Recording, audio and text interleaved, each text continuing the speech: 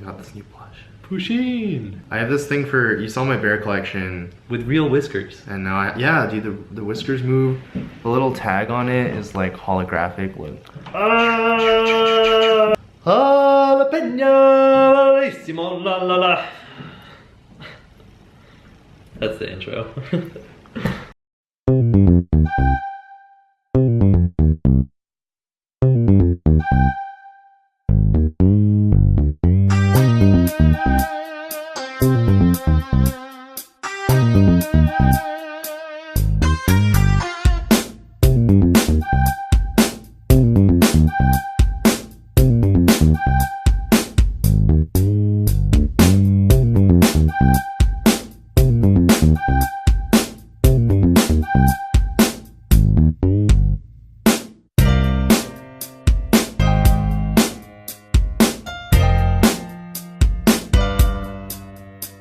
Oh, quick note, so we were supposed to, last episode we did our true and false thing.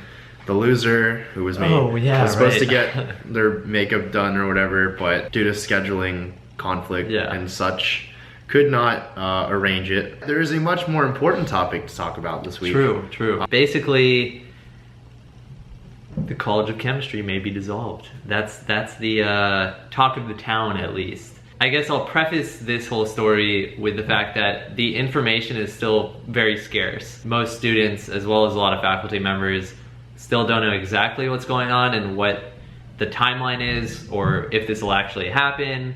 As many people are aware, the UC system as a whole, and UC Berkeley specifically, are facing a budget problem.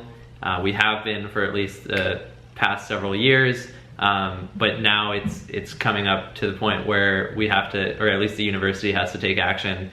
And so Chancellor Dirks had written an email about 2 to 3 weeks ago to the general student body, describing in what I would call very vague and bureaucratic terms what potentially could be the moving around of colleges, consolidation of majors and colleges, as in it wasn't described in very much detail. And I think that's intentional because probably the administration doesn't want to shake things up too much.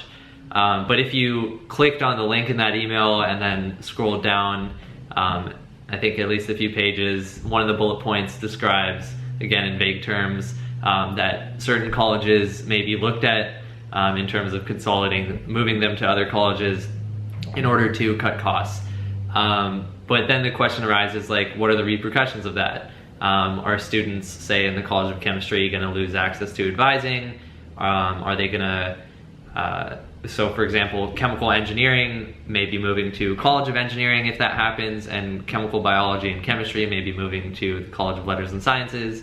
But all of this is kind of hearsay. No one's really sure what's happening. There was a change.org petition that a friend of ours, Joe Melville, who's a senior in the College of Chemistry, had created, which gained a lot of traction online, has over 2,000 signatures right now. I think a lot of people are opposed to it for certain like personal ties or connections or emotional connections they have to the college and its historical significance. But like personally, when I was looking at this issue, I honestly have yet to actually sort of take a stance on whether it's good or bad for the university, because who knows, like maybe this is something that is necessary and may actually help the university, maybe it's not, but I don't know enough facts about it at this point to actually like take a stance one way or another. Yeah, it's interesting you mentioned that, and disclaimer, actually, this is the first time Rahul and I've ever talked about this. True. Like as we're filming this right now, I was about to say the exact same thing, which was my stance on it. Despite the personal or emotional attachment, you know, either of us, or at least for me, that I might have towards the College of Chemistry, from a logistical, unbiased standpoint, it really could either be a good or bad thing. I think the thing we need to do is kind of lay out the pros and cons. My guess regarding like how it saves money is that, you know, anytime you consolidate, you know, regardless of whether it's in a Fortune 500 company or in a school or university, they're probably going to be cutting staff and administration because you're consolidating, you know, two majors, chemistry and chem bio into LNS. So as a result, certain administrative or staff positions will probably go. Same thing with ChemE, certain administrative and staff positions would probably go as well. Really? But why do you think that? Because like the requirements would, well, does that imply that the requirements would change for like people to graduate? Because otherwise you're like essentially... No, separate from like the requirements, solely because of the fact that part of the reason universities in general, not just UC Berkeley, but private colleges, public colleges all over the US, have faced such, increase in costs over the last several, say 10 to 20 years, is that there's administrative bloat. Like you have so much administration that like it's just costing the universities a lot of money. And so what now the university and the UC Board of Regents are probably looking at is like, how can we cut that? Because that's the first thing to go, sadly enough. I'm not saying that's a right thing, but that's generally what happens. Chancellor Dirks has actually made a promise to the academic senate not to cut faculty, because that's part of what gives Berkeley its reputation and provides the research that's done and all of that. So, on the flip side of that coin is that, okay, well, if they're not cutting faculty, they're cutting staff and administrative positions. Or they're increasing tuition, which we've actually already seen. And this is kind of a good analogy to what happened just last year. Just last year, the students of the UC system found out that over the next 5 years, tuition is going to increase 25%, 5% each year, which is crazy, right? And I think something good to consider in this conversation is that anytime people at the top of an organization are making a decision, it's usually in their favor to keep things very disclosed until the decision is made and final, because they'll face less resistance. And with less resistance makes it easier to enact that change and just make things happen very quickly, right? And as a result, that means there's less transparency. So right now, we literally know very little, and that's intentional. There's zero details that are given out. And UC is a little bit different because we're a public university. A lot of our budget and all that is publicly reported, but it's very hard to sift through. I've met with an ACC senator who's interested in sort of this issue and has been looking into it, but it's hard to find the right numbers and the right people to talk to. And even when you do find the right people to talk to, they're often unwilling to give you the answers to your questions. So it's hard in that regard, because when you have little information, information is power, right? Knowledge is power. So when you have little information, you can't do much to enact change or resist a change that you wouldn't like. Now, I'm not saying this change is necessarily good or bad. Again, I haven't decided one way or another because I don't know yet. But say it were potentially bad for the College of Chemistry and the students that are a part of it, we wouldn't honestly have the right information to make a good case. And I think protesting is one thing, but you have to protest with the right information and the right solutions. You have to offer a counter solution and be able to reason. We're engineers, we have that kind of mindset of thinking about things really analytically. Yeah. So yeah, I think it would, in my opinion, my sort of hypothesis is that it would affect the chemistry and chem bio majors more drastically than it would the chemical engineering majors, because the College of Engineering is managed fairly similarly to the College of Chemistry. It's financially it's very stable. The College of Chemistry and College of Engineering raise enough money from donations and corporate sponsorships, etc., that they're stable on their own. You could make the College of Chemistry its own independent organization and we'd still be fine. At least that's what I've heard from a few staff members. But whereas for chem bio and chemistry, College of Letters and Sciences, you talk to people who are in there. Advising is really hard to access. You have to schedule things 1 to 2 weeks in advance and maybe get only 10-15 minute appointments. Whereas we have, we're so fortunate to just be able to walk into the office and ask a question whenever you have one, because access to advising is easy. In terms of curriculum, I know part of the discussion that the chancellor and the people working on this issue we're talking about is that, like, you know, for at least for College of Engineering, I know they're like trying to redesign some of the curriculum. So I think chemical engineering would probably change a little bit curriculum wise. Which may not be a bad thing. Which may not be a bad thing. You know, if anything, it might even allow us to take other classes in our freshman and sophomore year, like other engineering classes. And there's people who have a much harder time switching from ChemE into other engineering majors, because switching from college to college is much harder than it would be if you're already in the College of Engineering. So it would actually make that process probably a lot easier. No, that's actually a really good thing. Yeah. I didn't think about that. That's true.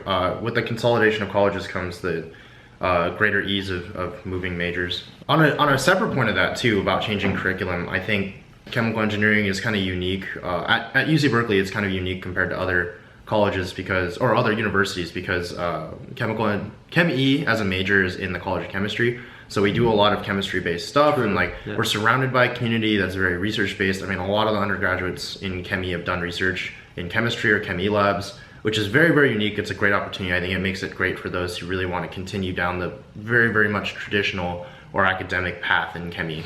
That being said, I think there's also a very large plurality of chemies who want to do things that are like quote unquote less traditional, or like less related to chemical engineering in particular, but still want to learn the fundamentals. And I think for us to like, you know, for both of us who are going to work in quote unquote non-traditional ChemE roles after we graduate, like taking things like quantum mechanics and other stuff, I think is not the most efficient. I think if I could have spent my time taking more classes that were like more relevant to my major and still graduate in 4 years, it might have been better. Or at least had the option. Yeah, that's a good point. I think in the College of Engineering, without that less focus on chemistry, it favors those who want to do less traditional things. And the nice part about the College of Chemistry being located physically grouped together where it is that I think even if the college dissolves, I don't think there will be a big change about like people wanting to get research like in that area, or like, you know, in chemistry labs and stuff. Right. Because it's not like anyone's coming to take their positions or anything or whatever. It actually, I think, only really benefits those who want to do more like general engineering, or like, I guess to phrase it better, less chemistry-based chemical engineering.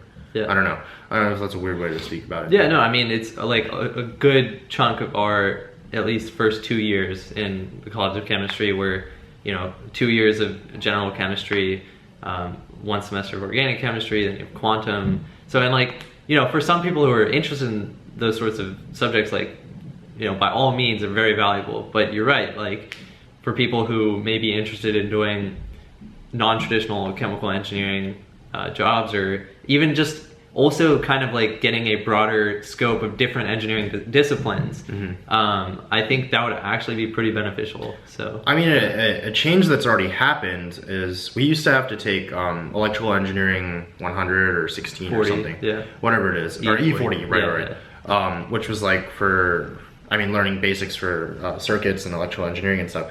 And they realized kind of like, even if you worked in traditional ChemE roles, like that class might not benefit you anyway.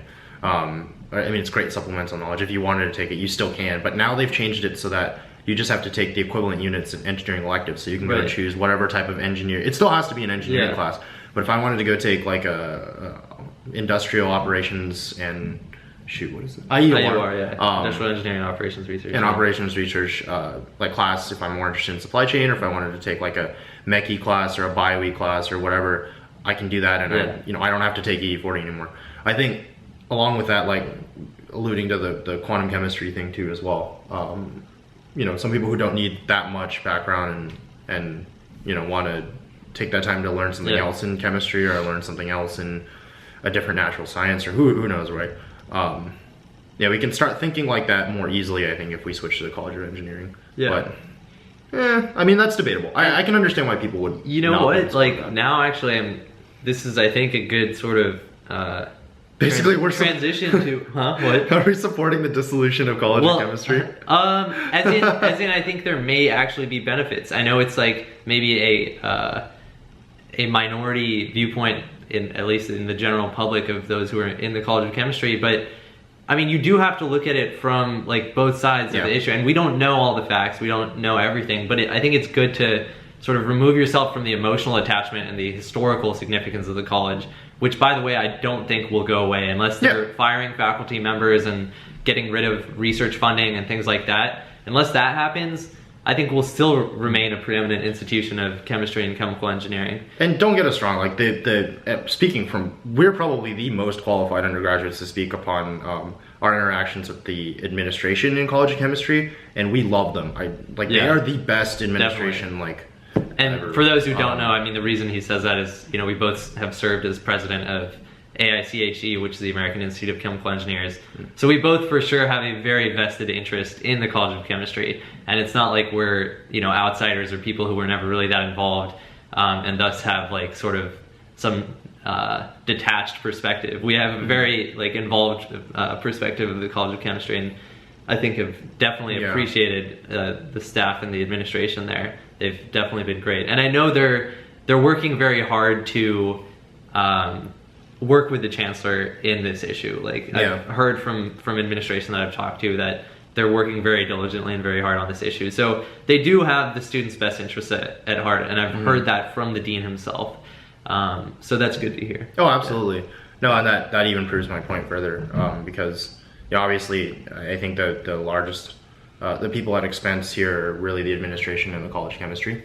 The people I think who probably would want this to happen the least, in their personal interest, because they're the first people to go, right? So and which is something I'm sure none of us would like to see, because they do such a good job, and definitely. But that being said, for the students as well, I think there's a lot of potential benefit, we've kind of made some points for, but again, all of this is hearsay. We don't really know if necessarily if things will change all that much curriculum wise, which I think was kind of the crux of our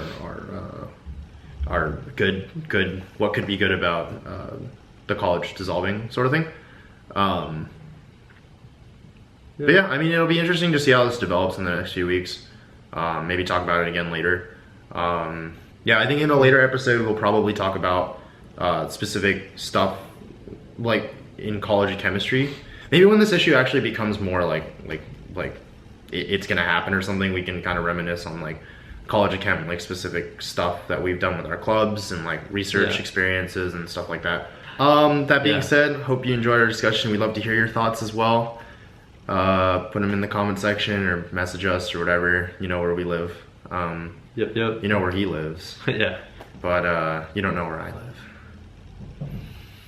Cool. Okay. Peace out. Bye-bye. Count down.